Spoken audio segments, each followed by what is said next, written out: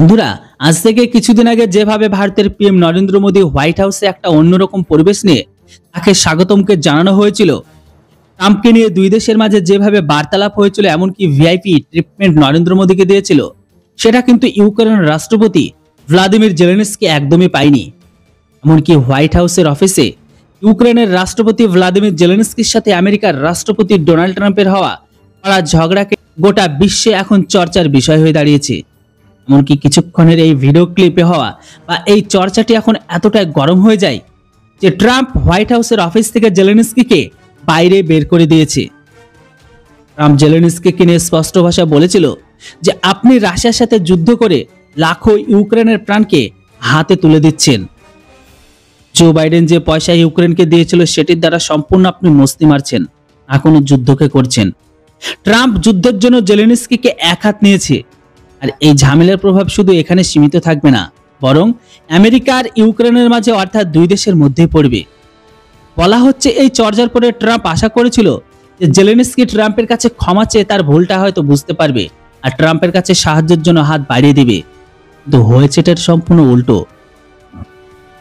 খবর অনুসারে দুজনের মাঝে এই ঝামেলার পরে জেলেনস্কি ট্রাম্পের কাছে ক্ষমা চাওয়া থেকে সম্পূর্ণ বারণই করে দেয়।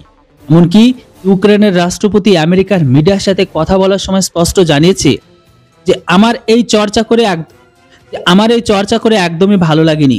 আমি চর্চা করার পরে এটাই বুঝলাম যে আমি কোনো আমেরিকার রাষ্ট্রপতির সাথে নয়, বরং আমার শত্রু পুতিনের সাথে কথা বলছি।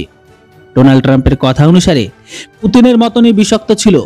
আমার মনে হচ্ছে শুধুমাত্র আমাকে অপমান করার জন্য উনি ডেকেছিল। যদি ওনার ইউক্রেনকে সাহায্য করার ইচ্ছা নাই থাকে, সেটা সোজাসুজি ফোনেই তো বলতে পারতো, পুরো মিডিয়ার সামনে বলার দরকার কি ছিল? এতে রাশিয়া কতটা খুশি হবে এটাকে একবার কখনো ভেবেছেন?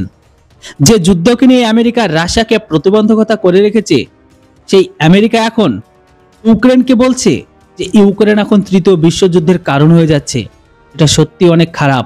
এটার জন্য আমরা রাষ্ট্রপতি ডোনাল্ড ট্রাম্পের উপর অনেক অসন্তুষ্ট, আর এটার জন্য আমি কখনো ক্ষমা চাইবো না ট্রাম্পের কাছে, বরং ক্ষমা চাওয়ার কোনো প্রশ্নই ওঠে না। আমেরিকার জন্য আমাকে দুর্বল ভাবার কথা না ভাবে। ইউক্রেন আমেরিকার সহায়তা ছাড়া এই যুদ্ধকে লড়তে পারবে। আমরা আমেরিকার অস্ত্রের সাহায্য ছাড়া এই যুদ্ধে রাশিয়াকে হারাতে পারবো, আর সেটা আমরা দেখিয়েও দেব। বন্ধুরা, এটা সম্ভব কি সম্ভব না, এটা অবশ্যই আপনারা কমেন্ট বক্সে লিখে জানান। আপনাদের কি আদৌ মনে হয় আমেরিকার সাহায্য ছাড়া ইউক্রেন একদিনও যুদ্ধে টিকে থাকতে পারবে? এর উপর আপনাদের গুরুত্বপূর্ণ মূল্যবান মতামত অবশ্যই কমেন্ট বক্সে লিখে জানান। Thanks for watching. জয় হিন্দ, বন্দে মাতরম।